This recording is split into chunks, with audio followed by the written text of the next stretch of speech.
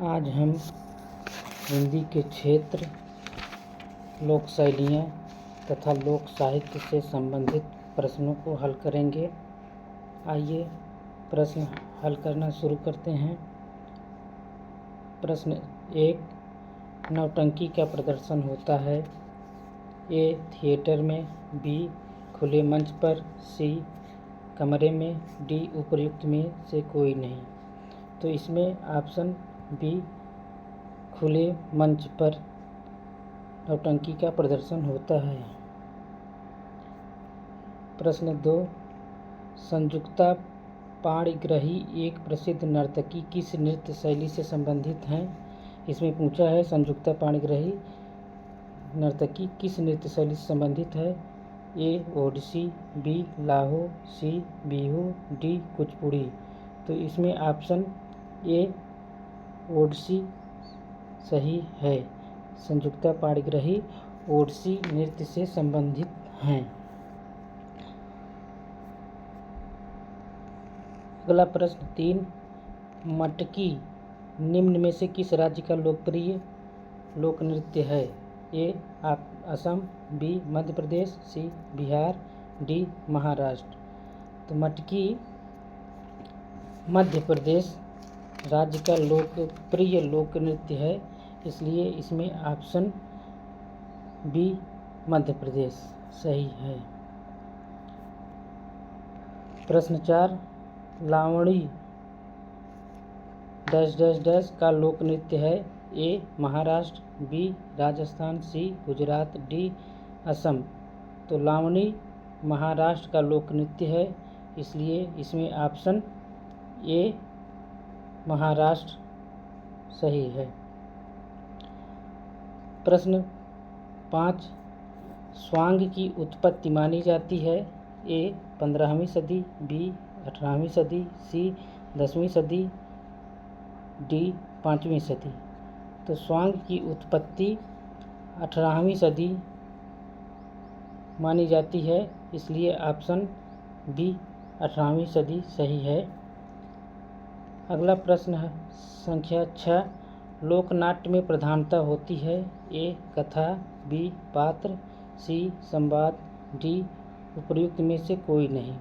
इसमें option C, संवाद सही है। लोकनाट्य में संवाद की प्रधानता होती है।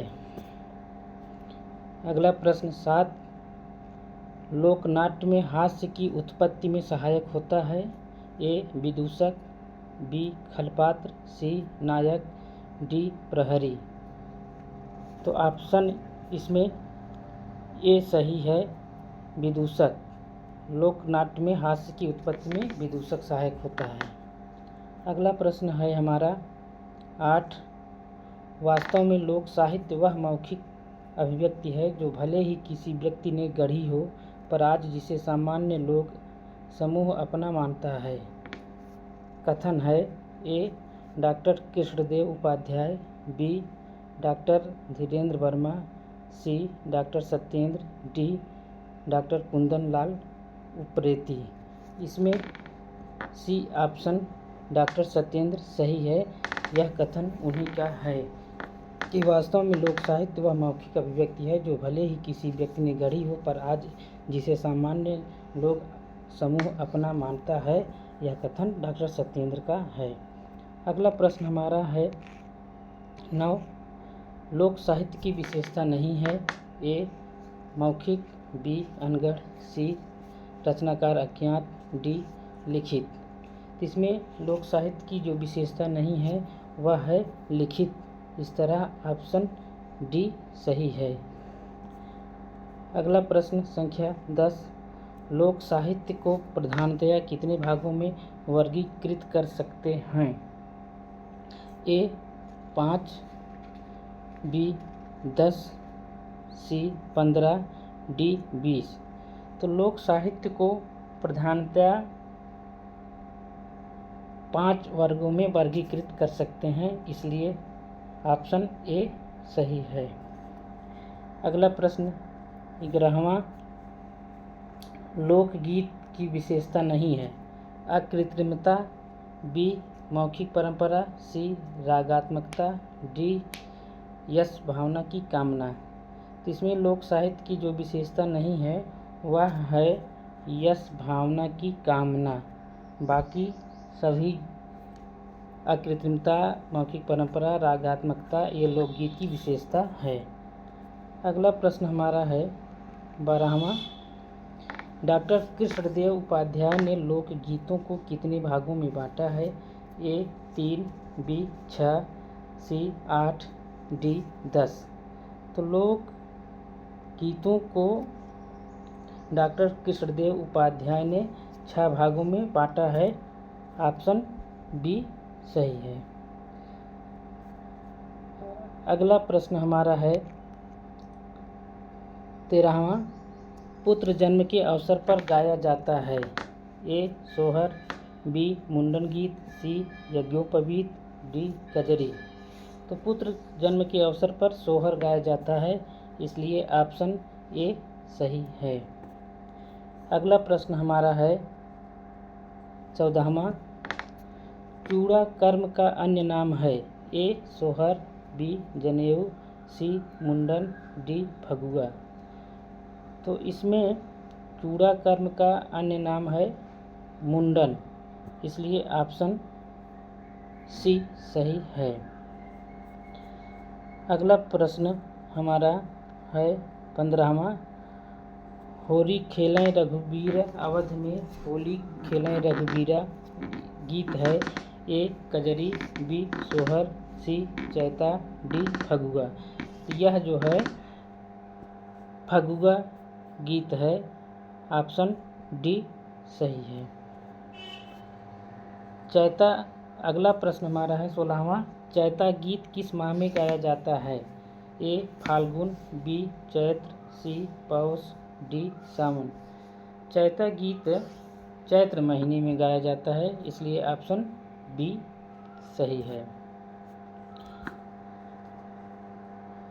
अगला प्रश्न संख्या 17।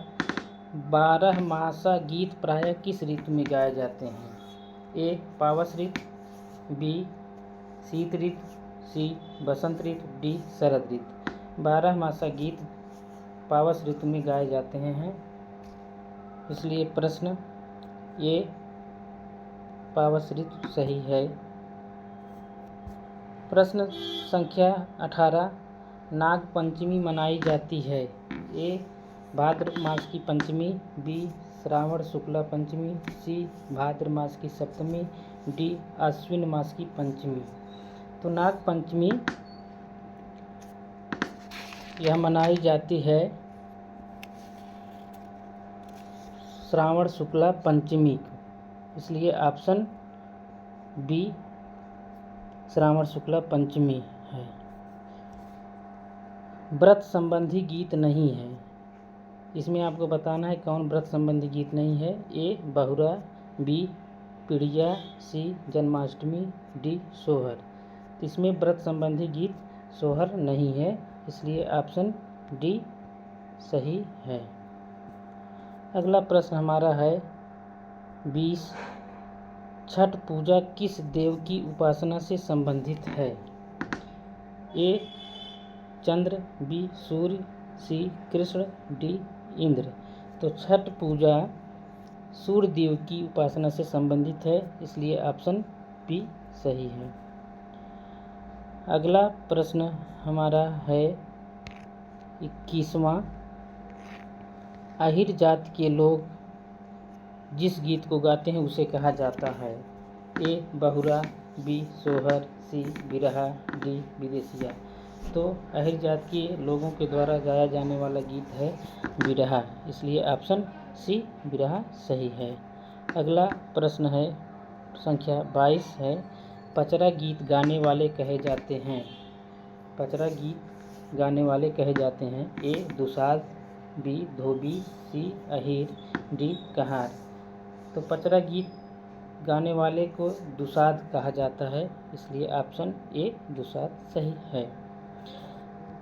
श्रम संबंधी गीत नहीं है, यह हमारा 23वां प्रश्न है कि श्रम संबंधी गीत नहीं है। ए जैनसार के गीत, बी रोपनी के गीत, सी सोहनी के गीत, डी झूमर। इसमें झूमर जो है यह श्रम संबंधी गीत नहीं है, इसलिए यह ऑप्शन डी सही है। लोकगीत जब बृहद आकार ग्रहण करता है तो कहा जाता है ए लोकनाट्य, बी लोकगाथा, सी लोककथा, डी लोकगीत। जब लोकगीत बृहद आकार ग्रहण कर लेता है तो उसको जो है लोकगाथा कहा जाता है, इसलिए ऑप्शन बी लोकगाथा सही है। अगला प्रश्न संख्या 25। बैलेट का हिंदी रूपांतरण है ए लोककथा, बी लोकनाटक, सी लोकगीत, डी लोकगाथा। तो बैलेट का हिंदी रूपांतरण है लोकगाथा, ऑप्शन डी सही है। लोकगाथा की विशेषता नहीं है। अब इसमें पूछ रहा है प्रश्न नंबर 26 पे कि लोकगाथा की विशेषता नहीं है। ए अज्ञात रचनाकार, बी मौखिक परंपरा, सी लंबा कथानक, डी लिखित। तो लोकगाथा की जो इसमें विशेषता नहीं है वह है लिखित, ऑप्शन डी। अगला प्रश्न है 27। इनमें से लोकगाथा नहीं है। ए हीर राझा, बी आल्हा, सी ढोला मारू रादुहा, डी बैताल पचीसी। इसमें बैताल पचीसी लोकगाथा नहीं है। प्रश्न संख्या 28। लोकगाथा में टेक पद का प्रकार नहीं है। ए एकल, बी बर्डेन, सी रिफ्रेन, डी कोरस। तो लोकगाथा में टेक पद का प्रकार नहीं है, वह है एकल, ऑप्शन ए। अगला प्रश्न है हमारा प्रश्न संख्या 29। आचार्य आनंदवर्धन ने लोक कथाओं को कितने भागों में बांटा है। हमारा प्रश्न है 29वां कि आचार्य आनंदवर्धन ने लोक कथाओं को कितने भागों में बांटा है। ए 2, बी 3, सी 4, डी 5। तो इसमें सही है हमारा ऑप्शन बी 3। आचार्य आनंदवर्धन ने लोक कथाओं को 3 भागों में बांटा है। अगला प्रश्न हमारा है 30वां। डॉक्टर सत्येंद्र ने ब्रज की लोक कथाओं को कितनी श्रेणियों में विभक्त किया है। प्रश्न नंबर 30 है कि डॉक्टर सत्येंद्र ने ब्रज की लोक कथाओं को कितनी श्रेणी में विभक्त किया है। ए 6, बी 7, सी 8, डी 9। तो इसमें ऑप्शन हमारा ए सही है 6। डॉक्टर सत्येंद्र ने ब्रज की लोक कथाओं को 6 श्रेणियों में विभक्त किया है। प्रश्न संख्या 31। डॉक्टर शंकर लाल यादव ने लोक साहित्य को कितने भागों में बांटा है। ए 2, बी 3, सी 4, डी 5। तो डॉक्टर शंकर लाल यादव ने लोक साहित्य को 3 भागों में बांटा है, इसलिए ऑप्शन बी सही है। अगला प्रश्न है 32। लोक साहित्य की भाषा मानी जाती है। ए तत्सम प्रधान, बी देशज भाषा, सी सामान्य जन लोक भाषा, डी विदेशी भाषा। लोक साहित्य की भाषा मानी जाती है, इसमें ऑप्शन सी सामान्य जन लोक भाषा सही है।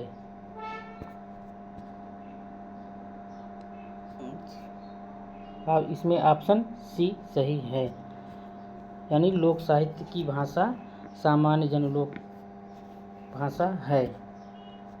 प्रश्न संख्या 33।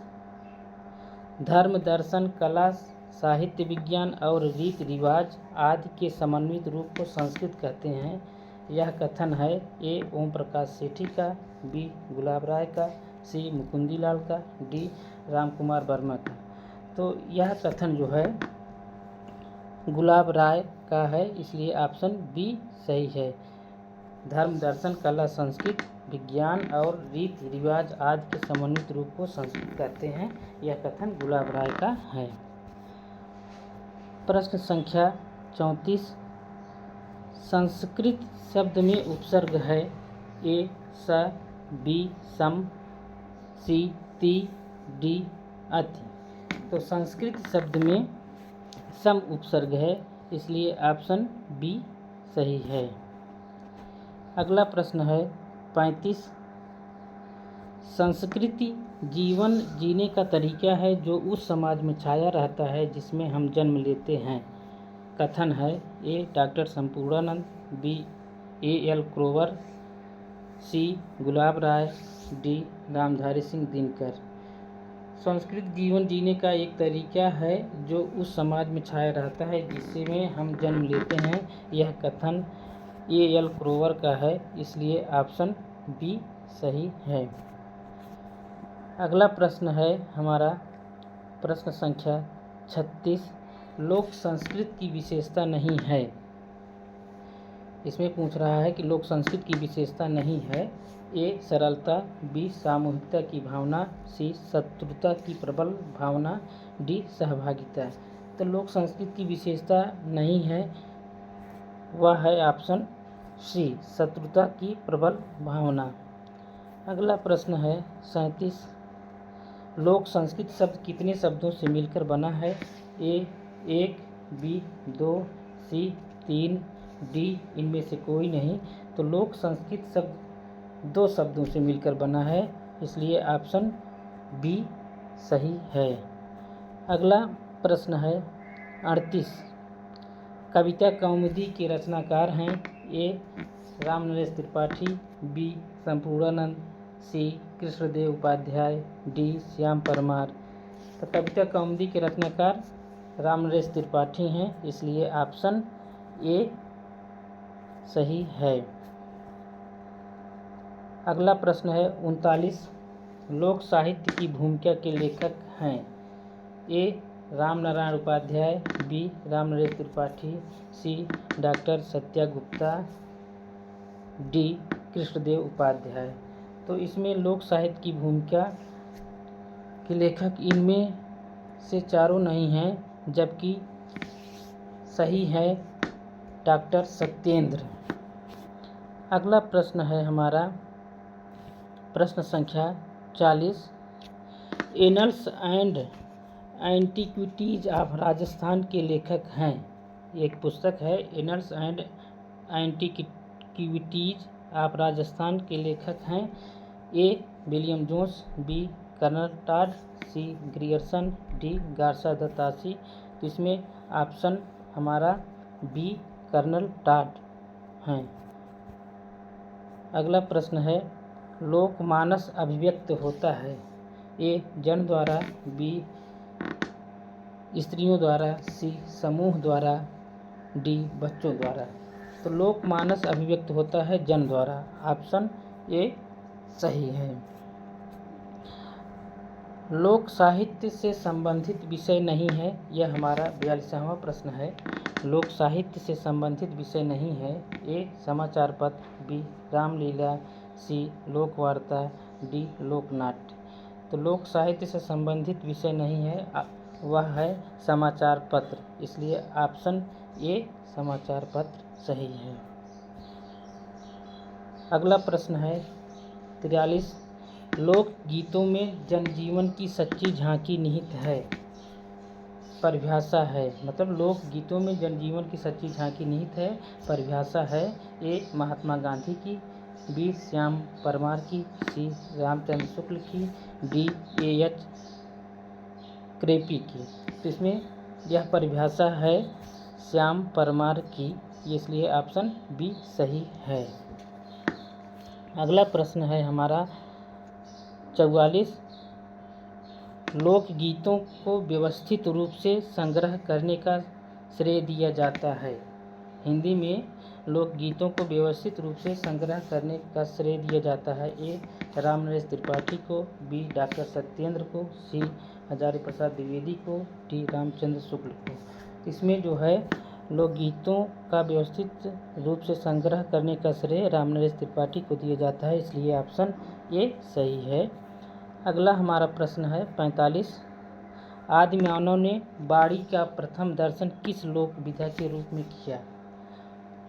ए कहानी, बी गीत, सी नृत्य, डी गाथा।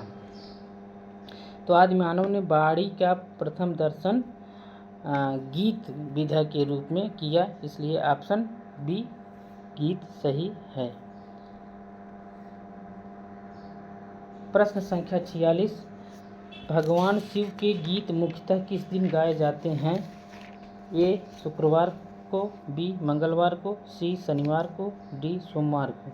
तो भगवान शंकर या भगवान शिव के गीत मुख्यतः सोमवार को गाए जाते हैं, इसलिए ऑप्शन डी सोमवार सही है।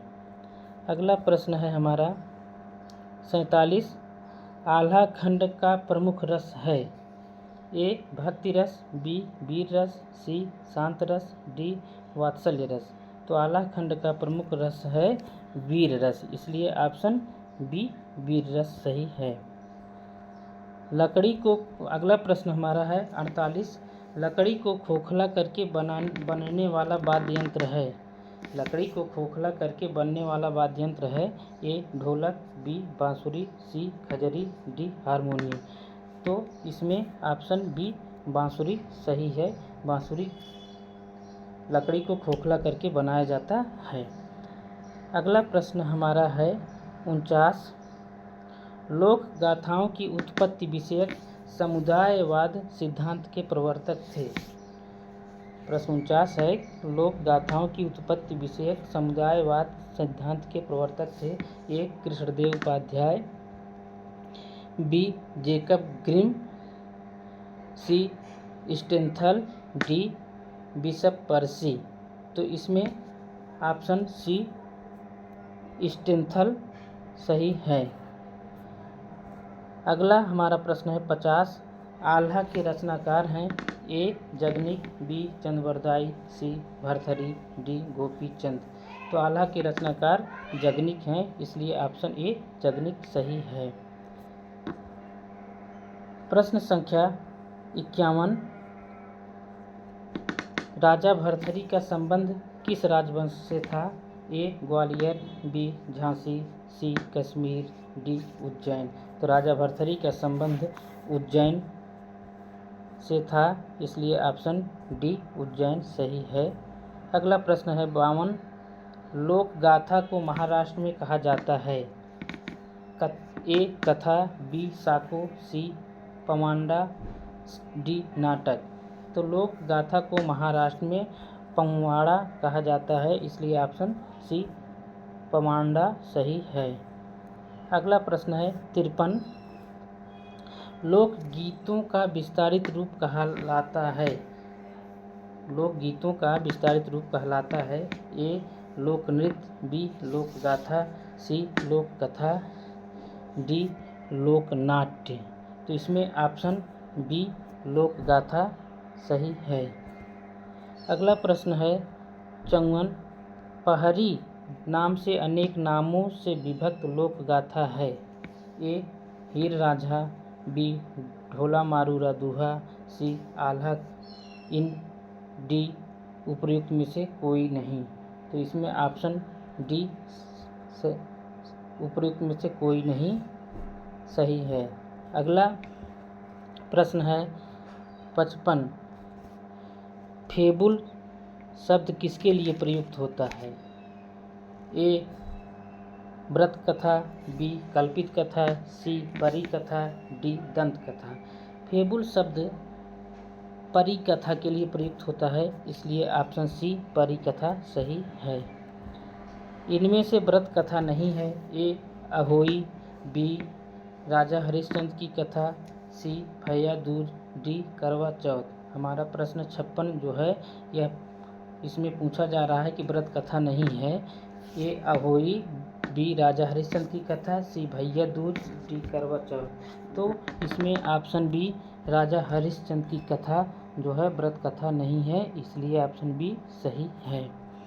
अगला प्रश्न है हमारा 57, परी कथा के लिए प्रयुक्त होने वाला शब्द है?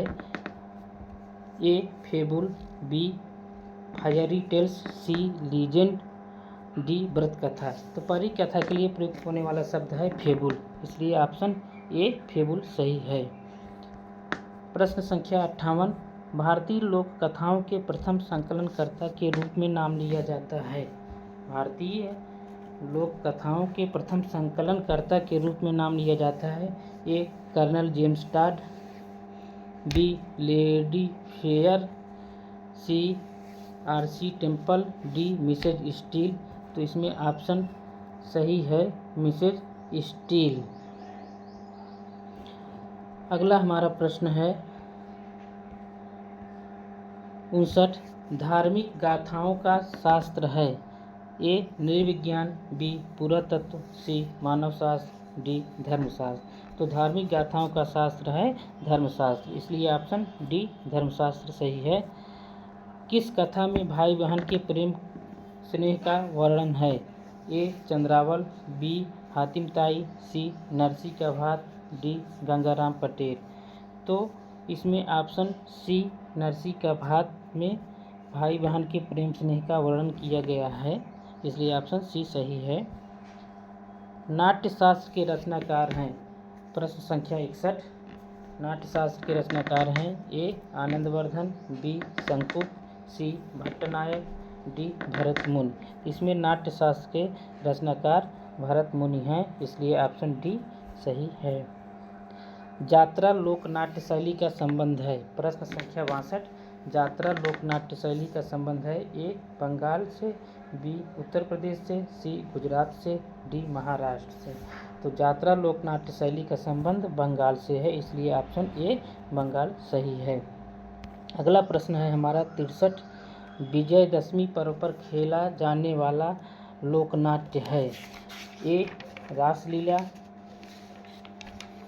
बी रामलीला, सी नौटंकी, डी ख्याल। तो विजयदशमी पर्व पर खेला जाने वाला लोकनाट्य है रामलीला, इसलिए ऑप्शन बी रामलीला सही है। अगला प्रश्न हमारा है 64, किसी का रूप धारण कर मंच पर प्रकट होने को कहा जाता है। ए स्वांग, बी माच, सी यात्रा, डी भगत। तो किसी का रूप धारण कर मंच प्रकट होने को भगत कहा जाता है, इसलिए ऑप्शन डी भगत सही है। हमारा अगला प्रश्न है 65, असाइद ठाकुर द्वारा प्रवर्तित लोकनाट्य है। ए विदेशिया, बी भवाई, सी भगत, डी जट जटिन। तो असाइद ठाकुर द्वारा प्रवर्तित लोकनाट्य है जट जटिन, इसलिए ऑप्शन डी जट जटिन सही है। हमारा अगला प्रश्न संख्या है 66, कि मृतक पूजा से नाटकों की उत्पत्ति मानने वाले विद्वान हैं। मृतक पूजा से नाटकों की उत्पत्ति मानने वाले विद्वान हैं। ए अभिनव गुप्त, B Bharat Muni, C doctor Risley, D Max Muller. इसमें मृतक पूजा से नाटकों की उत्पत्ति मानने वाले विद्वान मैक्स मूलर हैं, इसलिए ऑप्शन डी मैक्स मूलर सही है। अगला प्रश्न है हमारा 67, निम्न में से उत्तर प्रदेश का लोक नृत्य नहीं है। इसमें यह पूछा रहा है कि उत्तर प्रदेश का लोक नृत्य नहीं है, तो वह है ऑप्शन ए गिद्धा, बी नौटंकी, सी रासलीला, डी कजरी। तो इसमें जो है गिद्धा उत्तर प्रदेश का लोक नृत्य नहीं है, इसलिए ऑप्शन ए सही है। अगला प्रश्न है 68, इनमें से शास्त्रीय नृत्य है।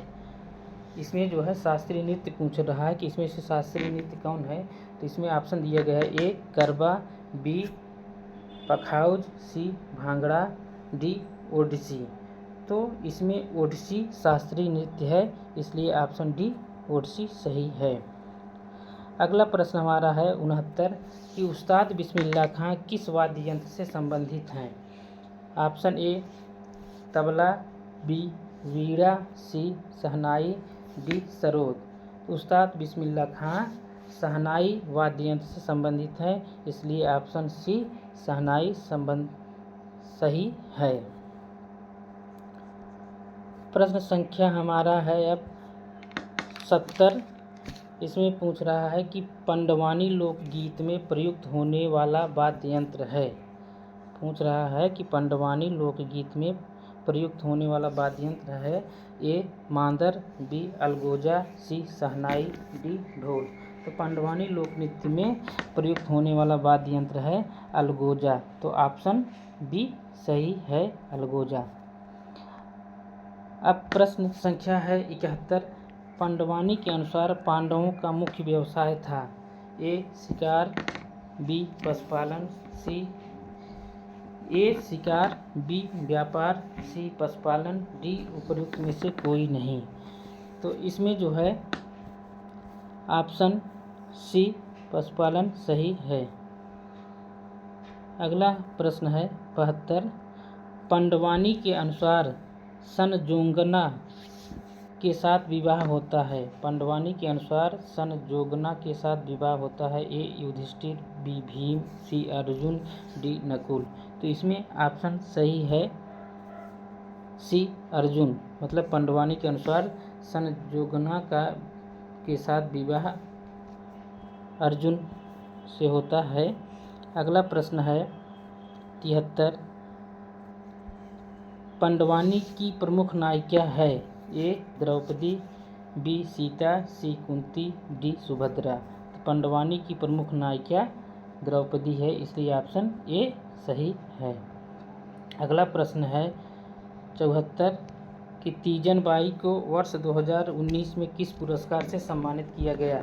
ए अर्जुन, बी भारत रत्न, सी पद्मश्री, डी पद्म विभूषण। तो तीजन बाई को वर्ष 2019 में पद्म विभूषण पुरस्कार से सम्मानित किया गया था, इसलिए ऑप्शन डी सही है।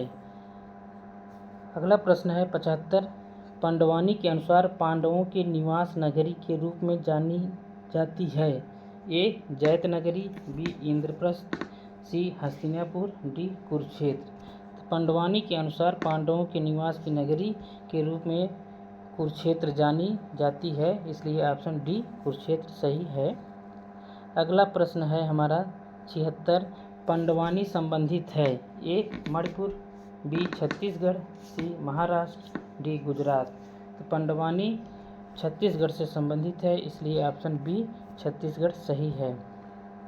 अगला प्रश्न है हमारा 77। लोक शब्द का समानार्थक शब्द है? ए सांग, बी स्टोरी, सी फोल्क, डी प्ले। तो लोक शब्द का समानार्थक शब्द है फोल्क, इसलिए ऑप्शन सी सही है।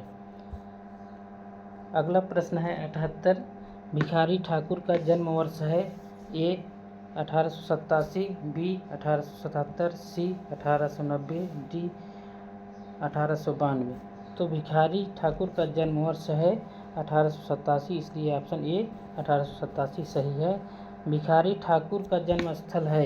ए प्रयागराज उत्तर प्रदेश, बी आगरा उत्तर प्रदेश, सी नालंदा बिहार, डी कुतुबपुर बिहार। तो भिखारी ठाकुर का जन्म स्थल है कुतुबपुर बिहार, ऑप्शन डी सही है। अगला प्रश्न हमारा है 80। भोजपुरी का शेक्सपियर संज्ञा किसके लिए प्रयुक्त होती है? ए कालिदास, बी भिखारी ठाकुर, सी महाश्वेता देवी, डी अमीर खुसरो। तो इसमें भोजपुरी का शेक्सपियर भिखारी ठाकुर को कहा जाता है, इसलिए ऑप्शन बी भिखारी ठाकुर सही है। अगला प्रश्न हमारा है 81। भिखारी ठाकुर किस भाषा में सिद्धहस्त थे? ए भोजपुरी, बी अवधी, सी ब्रज, डी पहाड़ी हिंदी। तो भिखारी ठाकुर भोजपुरी भाषा में सिद्धहस्त थे, इसलिए ऑप्शन ए भोजपुरी सही है। अगला प्रश्न है 82। भिखारी ठाकुर थे? ए क्षत्रिय, बी वैश्य, सी नाई, डी उपर्युक्त में से कोई नहीं। तो भिखारी ठाकुर नाई जाति से संबंधित थे, इसलिए ऑप्शन सी नाई सही है। अगला प्रश्न है 83। भिखारी ठाकुर के पिता थे? ए शिव कुमार ठाकुर, बी दल सिंगार ठाकुर, सी राम सिंगार ठाकुर, डी कृष्ण कुमार ठाकुर। तो भिखारी ठाकुर के पिता का नाम था दल सिंगार ठाकुर, इसलिए ऑप्शन बी दल सिंगार ठाकुर सही है। अगला प्रश्न है 84। भिखारी ठाकुर की रचना नहीं है? ए कलयुग प्रेम, बी विदेशिया, सी विधवा विलाप, डी प्रेम जोगिनी। तो इसमें जो है भिखारी ठाकुर की जो रचना नहीं है वह है प्रेम योगिनी। अगला प्रश्न है हमारा 85, भिखारी ठाकुर को कौन सा पुरस्कार प्राप्त हुआ? ए पद्मश्री, बी पद्म विभूषण, सी अर्जुन पुरस्कार, डी द्रोणाचार्य पुरस्कार। तो बीच में भिखारी ठाकुर को पद्मश्री पुरस्कार दिया गया था। अगला प्रश्न है, इसलिए ए ऑप्शन सही है। अगला प्रश्न हमारा है 86, विदेशिया नाटक में कुल पात्र हैं? ए 3, बी 5, सी 8, डी 10। तो विदेशिया नाटक में कुल 8 पात्र हैं, इसलिए ऑप्शन सी सही है। अगला प्रश्न है 87, भिखारी ठाकुर को अनगढ़ हीरा उपाधि से संबोधित किसने किया? ए प्रेमचंद ने, बी रामचंद्र शुक्ल ने, सी राहुल सांकृत्यायन ने, डी राम महावीर प्रसाद द्विवेदी ने। तो भिखारी ठाकुर को अनगढ़ हीरा की उपाधि से रामचंद्र शुक्ल ने संबोधित किया था, इसलिए ऑप्शन बी रामचंद्र शुक्ल सही है। अगला प्रश्न है 88, ठाकुर शब्द किसके लिए प्रयुक्त होता है? ए राम, बी कृष्ण, सी हनुमान, डी रावण। तो ठाकुर शब्द इसमें ए और बी यानी राम और कृष्ण दोनों के लिए प्रयुक्त होता है, लेकिन अगर सर्वश्रेष्ठ विकल्पों को चयन किया जाए तो इसमें ठाकुर शब्द कृष्ण के लिए प्रयुक्त होता है, इसलिए ऑप्शन बी सही है। अगला प्रश्न है हमारा 89, होली गीत किस तिथि से प्रारंभ होते हैं? ए कृष्ण जन्माष्टमी से, बी दुर्गाष्टमी से, सी बसंत पंचमी से, डी रामनवमी से। तो होली गीत जो है यह बसंत पंचमी से प्रारंभ होता है, इसलिए ऑप्शन सी बसंत पंचमी सही है। अगला प्रश्न है हमारा 90, छठ गीत मुख्यतः किस प्रांत में गाया जाता है?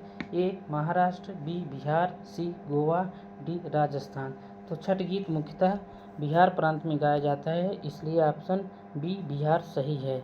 अगला प्रश्न हमारा है 91, भोजपुरी सर्वाधिक बोली जाती है? ए कर्नाटक, बी उड़ीसा, सी उत्तर प्रदेश, डी बिहार। तो भोजपुरी सबसे ज़्यादा बिहार में बोली जाती है, इसलिए ऑप्शन डी बिहार सही है। अगला प्रश्न हमारा है 92, स्वांग का अर्थ है? ए वेश बनाना, बी बाजार जाना, सी कहानी सुनाना, डी उपर्युक्त में से कोई नहीं। तो इसमें स्वांग का अर्थ है वेश बनाना, इसलिए ऑप्शन ए वेश बनाना सही है। अगला प्रश्न हमारा है 93, नौटंकी के प्रारंभ में कौन मंच पर प्रकट होता है? ए नर्तक, बी संगीतकार, सी दर्शक, डी विदूषक। तो नौटंकी के प्रारंभ में मंच पर जो सबसे पहले प्रकट होता है वह है विदूषक, इसलिए ऑप्शन डी विदूषक सही है। अगला प्रश्न हमारा है 94, नौटंकी शब्द का अर्थ होता है? ए उपन्यास, बी कहानी, सी नाटक, डी गीत। तो इसमें नौटंकी शब्द का अर्थ है नाटक, इसलिए ऑप्शन सी नाटक सही है। अगला प्रश्न है 95, नौटंकी का प्रमुख वाद्य यंत्र है? ए नगाड़ा, बी बीन, सी बांसुरी, डी पंजाबी ढोल। तो नौटंकी का प्रमुख वाद्य यंत्र जो है वह है नगाड़ा, इसलिए ऑप्शन ए नगाड़ा सही है। अगला प्रश्न हमारा है 96, यक्षगान किस राज्य का प्रसिद्ध लोक नाट्य है? तो यक्षगान यह किस राज्य का प्रसिद्ध लोक नाट्य है? ए असम, बी जम्मू कश्मीर, सी उत्तर प्रदेश, डी कर्नाटक।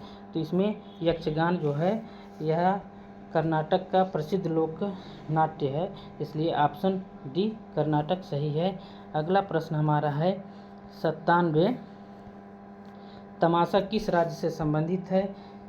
ए उत्तर प्रदेश, बी महाराष्ट्र, सी हरियाणा, डी तमिलनाडु। तो तमाशा जो है महाराष्ट्र से संबंधित है, इसलिए ऑप्शन बी महाराष्ट्र सही है।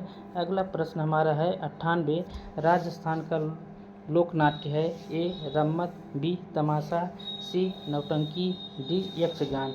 तो राजस्थान का लोक नाट्य है रम्मत, इसलिए ऑप्शन ए सही है। अगला प्रश्न हमारा है 99, जो तमाशा दिखाता है उसे कहा जाता है? ए तमाशागाह, बी तमाशबीन, सी तमाशागर, डी कौतुकागार। तो इसमें जो तमाशा दिखाता है उसे हम तमाशागर कहते हैं, इसलिए ऑप्शन सी तमाशागर सही है। अगला प्रश्न हमारा है, संवा की नौटंकी में समावेश होता है। ए हास्य, बी संगीत, सी नृत्य, डी उपर्युक्त में से कोई नहीं। नौटंकी में समावेश होता है तो नौटंकी में हास्य भी समावेशित है, संगीत भी है और नृत्य भी है, इसलिए जो है यह विकल्प डी के स्थान पर देना चाहिए था उपर्युक्त सभी। लेकिन इनमें से अगर सर्वश्रेष्ठ विकल्पों का चयन करना हो तो इसमें सही होगा संगीत। तो ऑप्शन बी सही है। धन्यवाद।